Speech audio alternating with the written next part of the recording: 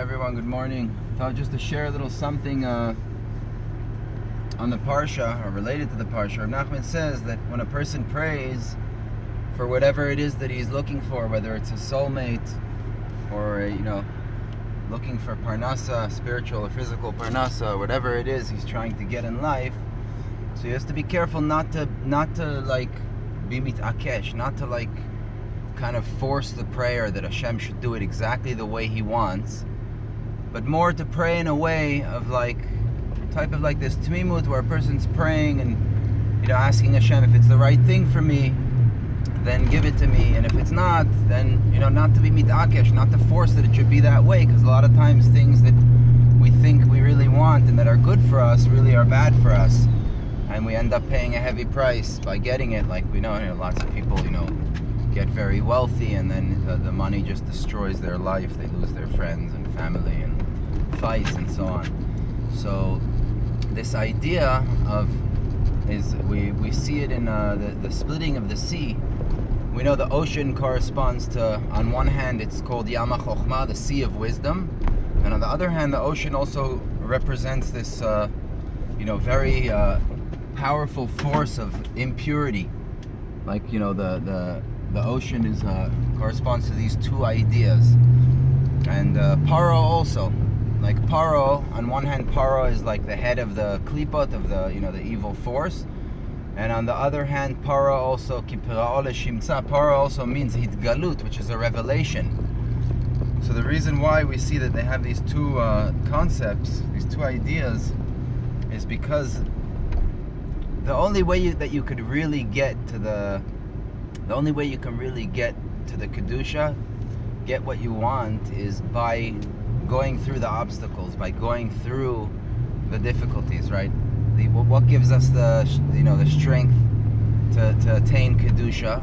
The fact that there's impurity in the world, the fact that there's the opposite side that I need to now fight against.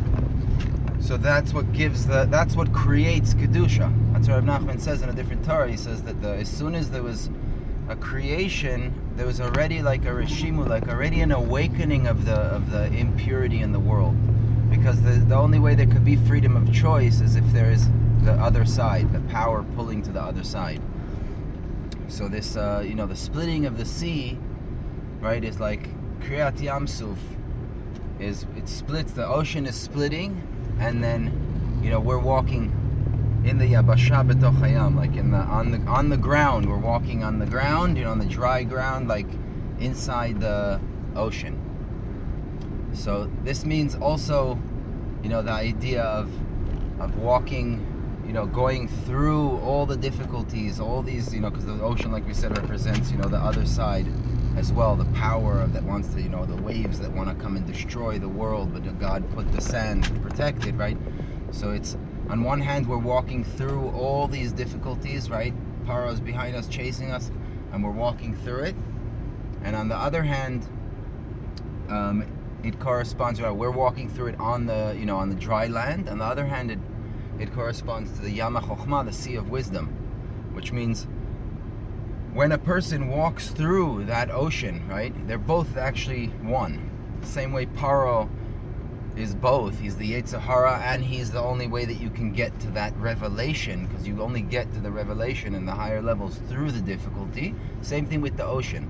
The only way you could really attain that sea of wisdom and connect to that ocean of wisdom that there is around us at all times, we just need to tap into it. The only way is when you're in that situation where you're right on the ocean and you're like, you don't know what to do, and they're surrounding you from all directions. You feel like you have nowhere to go. And what we learned from the splitting of the sea is like a very simple idea that it applies to everyone, because it was basically like, it didn't take a lot. It says, Vayitzaku bnei Yisrael, we started screaming out to Hashem, and Moshe Rabbeinu started screaming and davening to Hashem, and Hashem said, Ma titzak elai daber bnei Yisrael ve'yisau. What are you yelling at me? Just talk to Israel and tell them to start walking.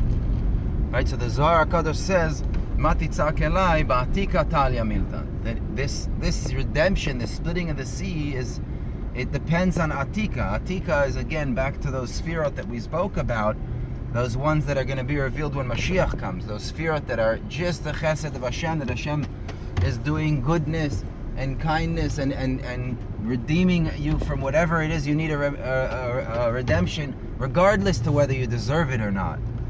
So this redemption, the splitting of the sea, depended on Atika. So it's like, why you just go? And it just took a tiny little thing for that sea of wisdom to split open, right? It took Nachshon ben Amidav to just jump in the water and have that emunah, right? And threw himself in, and it split open.